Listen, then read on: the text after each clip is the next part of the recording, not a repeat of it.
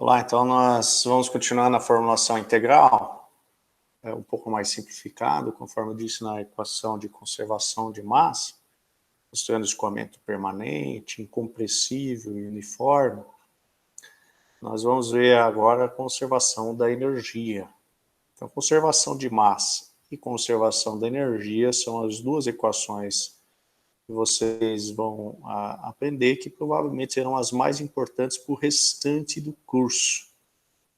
Estas vocês devem dominar completamente. Nós estamos falando de energia, a primeira pergunta que surge é o que é energia? Ninguém sabe o que é energia, é interessante isso. Na verdade, nós falamos muito sobre energia, mas nós não sabemos definir energia. Mas de forma simples, um autor diz que energia é a realização de mudanças ou a capacidade de realizá-las. Isso quer dizer o seguinte: imagina uma partícula de água lá na superfície dessa represa aí, desse reservatório. Essa partícula de água, ela possui o potencial de realizar uma mudança. Por exemplo, de mover uma turbina. Ela não está realizando esse movimento, mas ela possui potencial. Então, nós temos ali uma espécie de energia potencial. Então, imagina a partícula de água passando pela turbina. O que ela está fazendo? Ela está movimentando a turbina, ela está entrando com uma certa velocidade na turbina. Ela está realizando uma mudança. Então, ela possui uma energia cinética. Então, a energia seria isso, ou a realização da própria mudança, ou a capacidade, o potencial de realizar essa mudança. Lá da física, vocês viram que a unidade de energia é o joule, que é a mesma coisa que quilo, metro quadrado por segundo ao quadrado, ou que é a mesma coisa que newton vezes metro. Então, no nosso volume de controle, lembre-se que nós sempre usamos a notação de volume de controle. Se você não se lembra disso, dê uma olhada, uma assistida na aula de cinemática. Nós vamos ter, então, energia entrando e saindo do nosso volume de controle. E nós vamos ter diferentes tipos de energia entrando e saindo. Nós podemos ter, por exemplo, as energias mecânicas, o trabalho realizado pelas forças ali na superfície de controle, o calor e assim por diante. Então, nesta aula e nas próximas, nós vamos desprezar a troca de calor. Então, o que aí não vai apitar nada. É uma simplificação que nós estamos realizando. Geralmente, a transferência de energia térmica, ela não vai ser importante. Então, nos sobra aí a energia mecânica e o trabalho. Nós precisamos, então, definir cada uma delas. A primeira é a energia cinética. A energia cinética é a energia associada ao movimento de um sistema estando relacionado à massa m e à velocidade v por K igual a meio mv ao quadrado. Então, a energia cinética é aquela associada ao movimento. Quer dizer, nós vamos ter aqui partículas de água com uma certa velocidade entrando no nosso volume de controle. Portanto, elas possuem energia cinética, meio massa vezes velocidade ao quadrado. Energia potencial, principalmente aqui, especificamente a gravitacional, UP, é a energia associada à interação entre o sistema e a Terra. Ela está vinculada à massa, uma certa altura y, acima de um ponto de referência terrestre. Então fica m vezes g vezes y. Isso vocês viram lá em física. Ou seja, as partículas de água que vão estar entrando no volume de controle, elas vão possuir energia potencial, porque elas vão estar a uma certa distância y de um referencial, que muitas vezes é a Terra, e elas vão ter uma certa massa e aceleração de gravidade. Então, é energia potencial. E esse plano de referência ele é importante? Precisa ser sempre a Terra? Não. É o que nós temos no quadro vermelho. A posição do plano de referência não altera a solução do problema, uma vez que o interesse está somente na diferença das energias potenciais entre dois pontos. Nós usualmente não estamos, nós vamos ver daqui a pouco, interessados na medição de uma energia potencial, só na entrada. mas a diferença delas. Então, o referencial não vai ser importante se nós estivermos interessados na diferença das energias potenciais. Isso quer dizer que nós vamos poder adotar qualquer referencial para o cálculo da energia potencial gravitacional. Vamos lá, então. Vamos, então, especificar as energias que nós vamos ter na entrada e na saída do mesmo tubo que nós vimos na equação de conservação de massa. Então, na entrada, nós vamos ter energia entrando e na saída nós vamos ter energia saindo. A energia que entra é igual a que sai, porque nós estamos falando de regime permanente. E ela só entra em 1 e só sai em 2. Então, na entrada, nós vamos ter energia cinética, que é meio massa vezes a velocidade média na entrada. Velocidade média na entrada 1 ao quadrado. Nós vamos ter energia potencial na entrada também, que é a massa vezes a aceleração da gravidade vezes y1, onde o nosso plano de referência é essa linha preta aqui embaixo. Esse é o nosso plano de referência. Então, as partículas de água estão aqui a uma distância y1 desse plano de referência.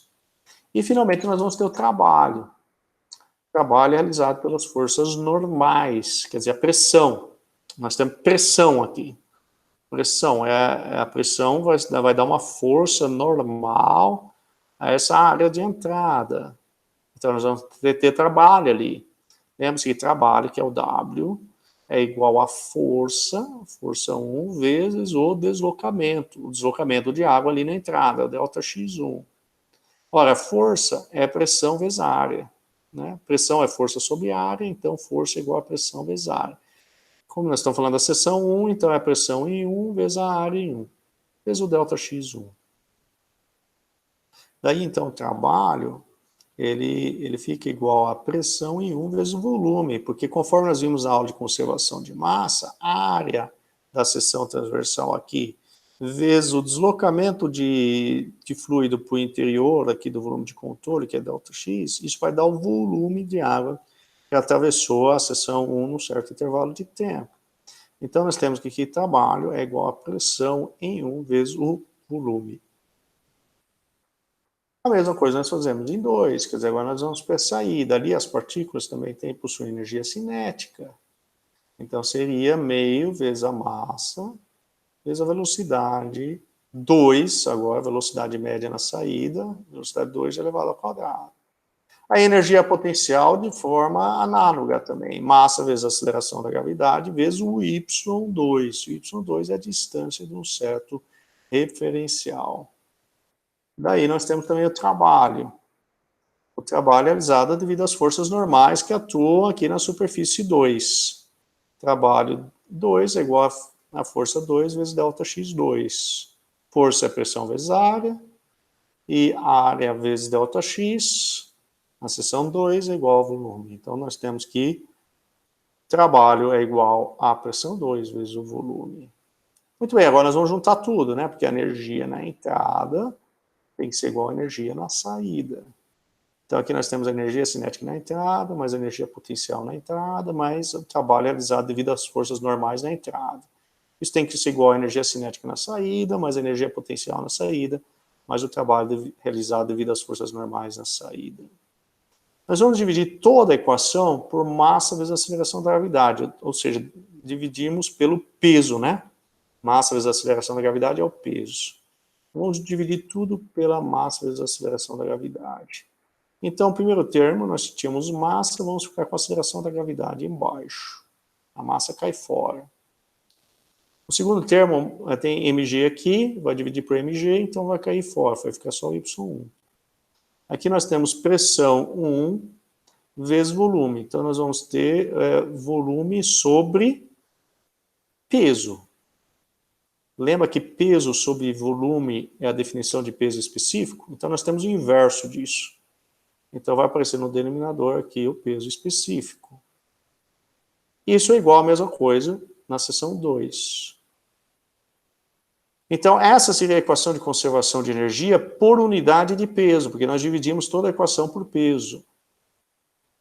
Se vocês olharem para cada um desses termos aqui e fizerem uma análise das dimensões, vocês vão ver que tem unidade de comprimento, metro.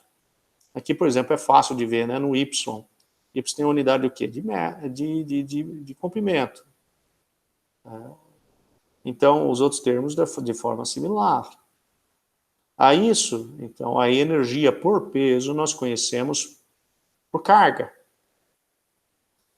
Então, nós temos a carga na seção 1, que tem uma componente cinética, potencial e de trabalho realizado devido às forças normais, e a carga na seção 2. Teremos que H1 é igual a H2.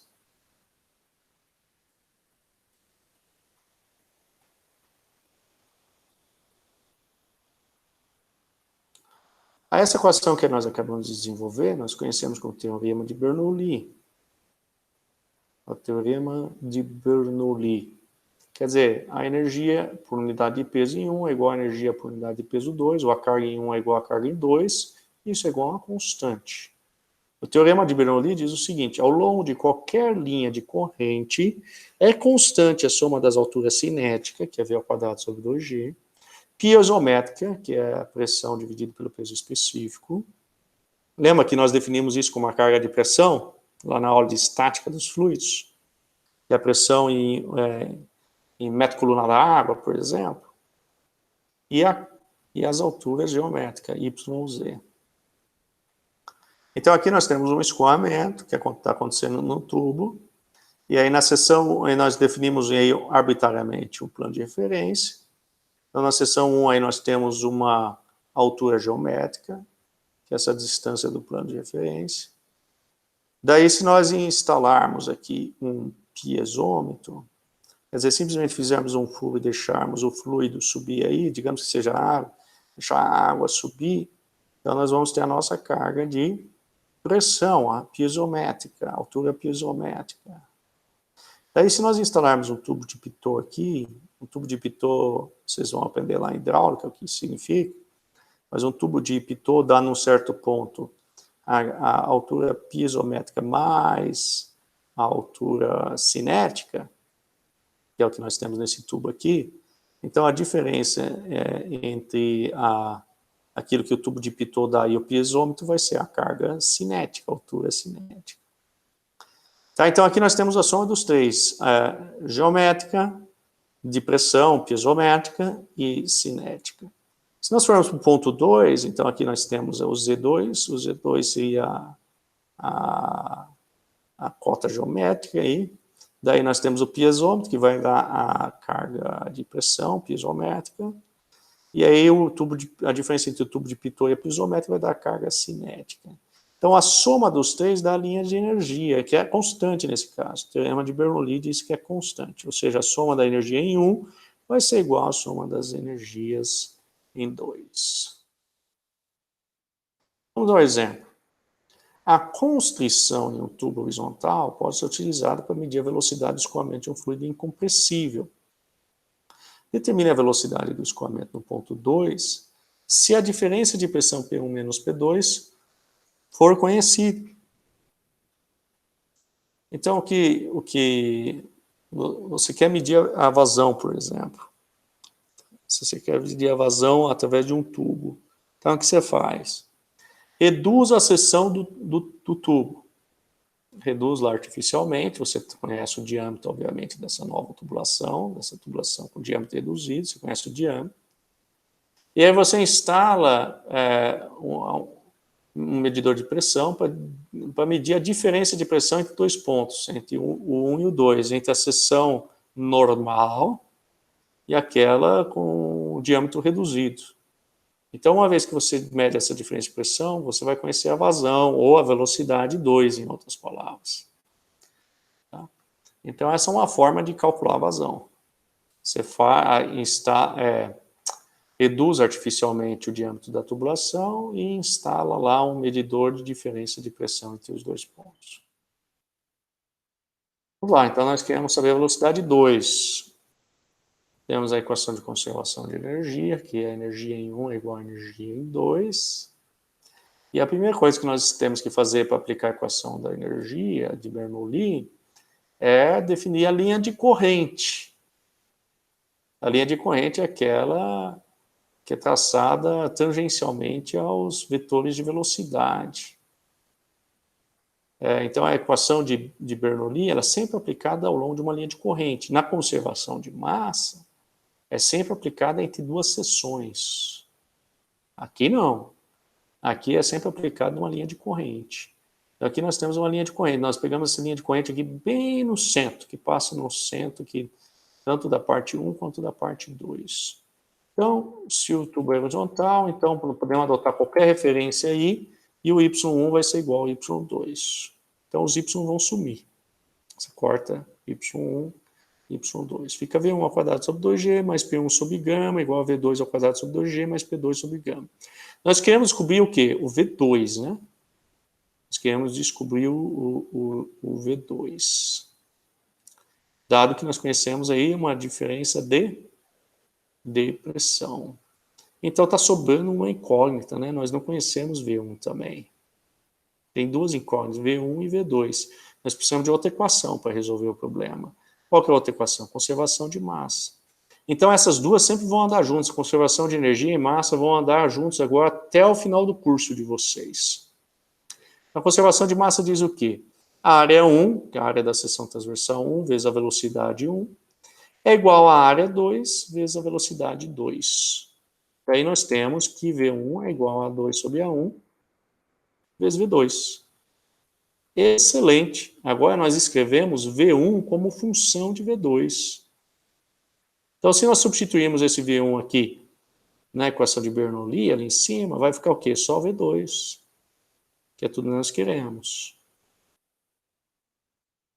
Então, fica aqui A2 sobre A1 vezes V2, ao quadrado, dividido por 2G, mais P1 sobre gama, igual a V2 ao quadrado sobre 2G, mais P2 sobre gama.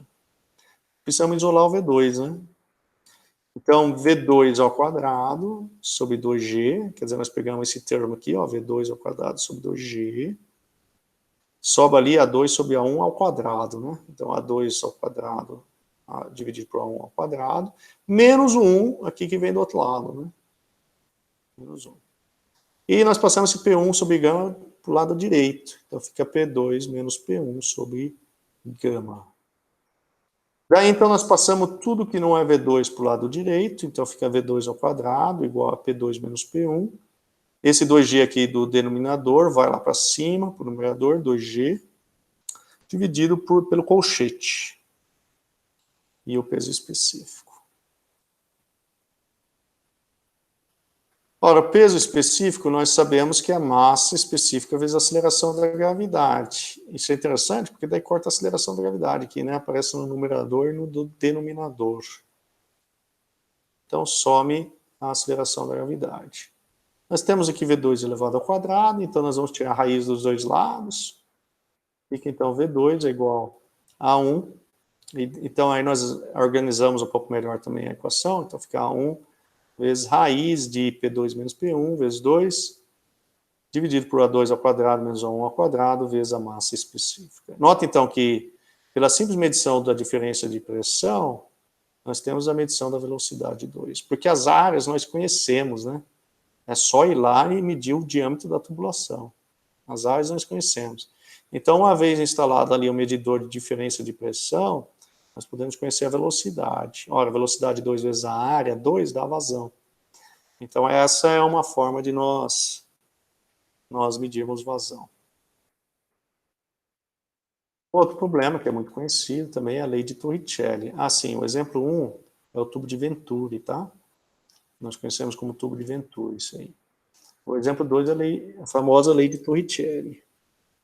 Um tanque fechado, contendo líquido de massa específica ρ, possui uma abertura a uma distância y1 do fundo do tanque. Aqui está o tanque, aqui, ó, y1 do fundo tem uma abertura aí, no tanque. O ar acima do líquido, aqui na região 2, aqui, ó, o ar acima do líquido encontra-se uma pressão P. Na saída, quer dizer, nós estamos em 1 aqui, o líquido está sujeito à pressão atmosférica P0. O que isso quer dizer? Sempre que você tem um jato saindo para a atmosfera, como esse é o caso aqui, nós temos uma abertura que vai jogar a água ou o fluido que seja para a atmosfera.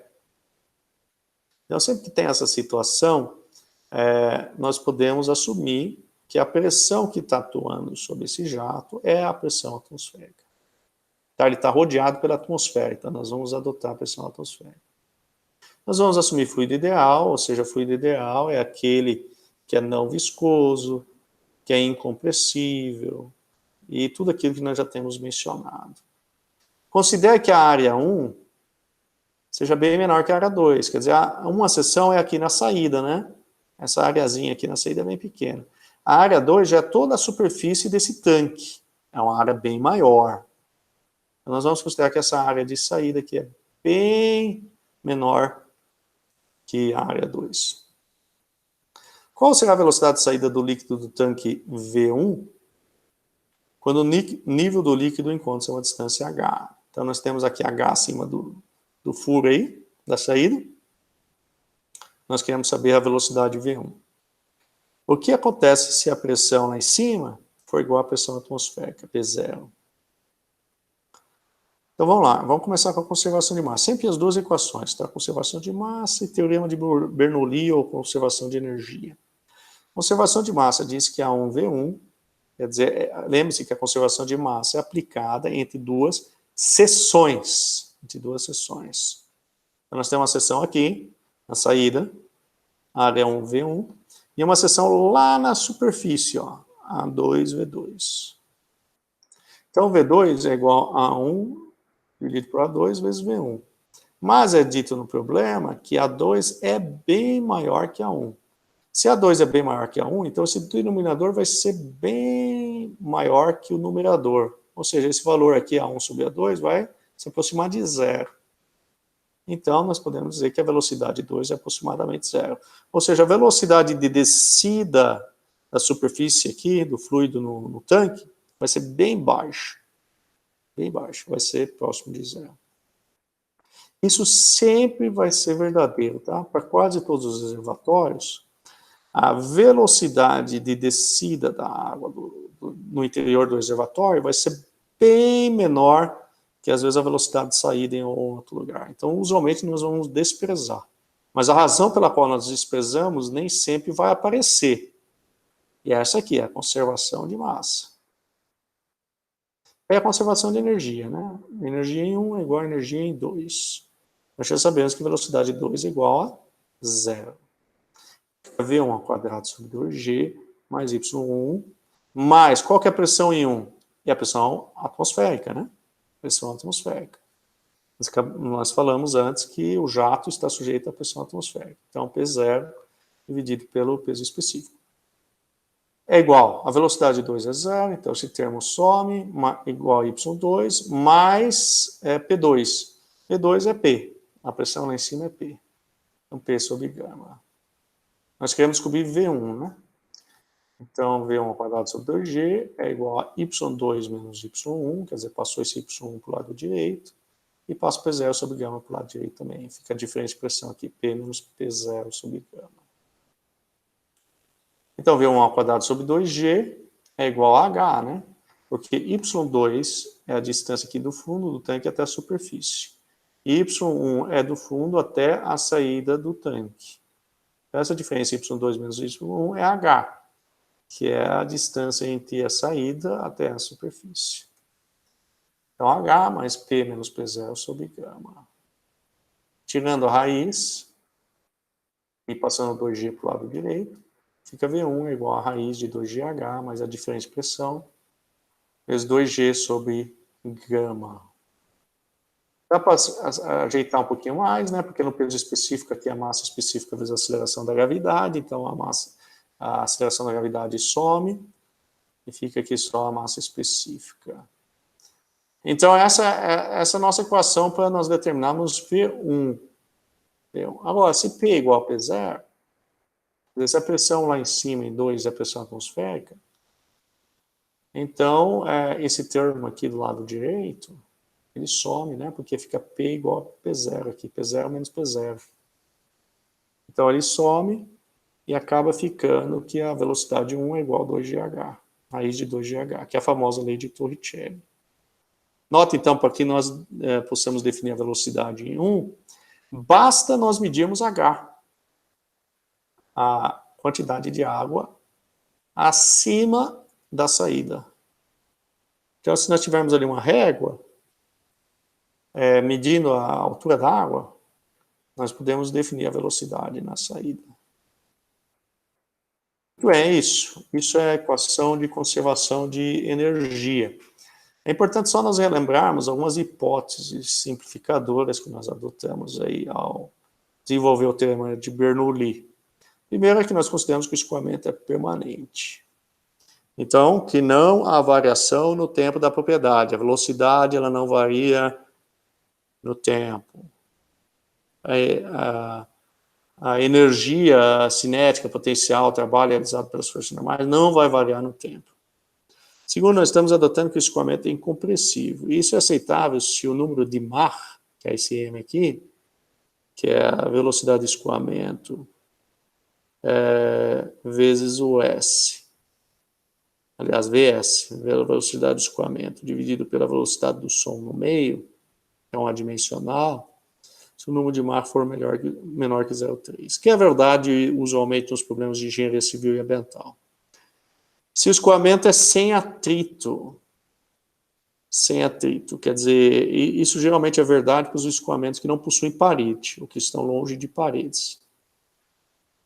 Porque as paredes vão introduzir um certo atrito, e nós vamos ver depois como quantificar esse atrito, mas o teorema de Bernoulli, de forma seca, como foi apresentado agora, ele não considera essa perda de energia devido ao atrito. Precisamos sempre lembrar também que o escoamento é ao longo de somente uma linha de corrente. Diferentes linhas de corrente podem possuir diferentes constantes de Bernoulli, dependendo das condições de escoamento. Então, lembre-se que o teorema de Bernoulli é aplicado a uma linha de corrente. Isso é muito importante. Depois, nós não consideramos trabalho entre 1 e 2. Quer dizer, não existiu nenhuma bomba, nenhuma turbina no meio. Nada disso. Tirando energia ou colocando energia no escoamento. Nós desprezamos totalmente isso. E nós desprezamos, e nós dissemos isso logo no começo, que não há transferência de calor entre 1 e 2. Então, tudo isso são simplificações. Então, aqui nós podemos ver quando que o teorema de Bernoulli é verdadeiro ou não. Se nós estamos perto de parede, então aqui no fundo, da superfície terrestre, ali em cima, e ali perto do avião, ali nós temos parede, então o atrito é importante. Ali o teorema de Bernoulli não é verdadeiro, mas ele é válido para regiões longe da parede. No caso B, nós temos o que aqui? Nós temos uma hélice, quer dizer, nós temos um instrumento aqui que está extraindo energia, escoamento. Então, o escoamento vem aqui da esquerda, aqui não tem nenhuma bomba ou turbina, ou nada desse tipo. Então, o teorema de Bernoulli é verdadeiro, mas nós não podemos aplicar ele de um lado para o outro, porque nós temos aqui uma hélice, tá? Então não é válido. Então, do outro lado, nós vamos ter de novo a validade do teorema de Bernoulli, mas vamos ter novas constantes. E no caso C, então, nós temos uma chaminé, então, longe do fogo ali, e vai introduzir calor, é válido, teorema de Bernoulli, depois também, mas onde a transferência de calor ali é importante, o teorema de Bernoulli, ele não é válido. Beleza, por hoje é só. Então, está apresentada aí a conservação de energia, o teorema de Bernoulli. Para esse teorema não ser tão restritivo quanto nós acabamos de apresentar, na próxima aula nós vamos modificar o teorema de Bernoulli para que ele possa ser aplicado a situações um pouco mais gerais.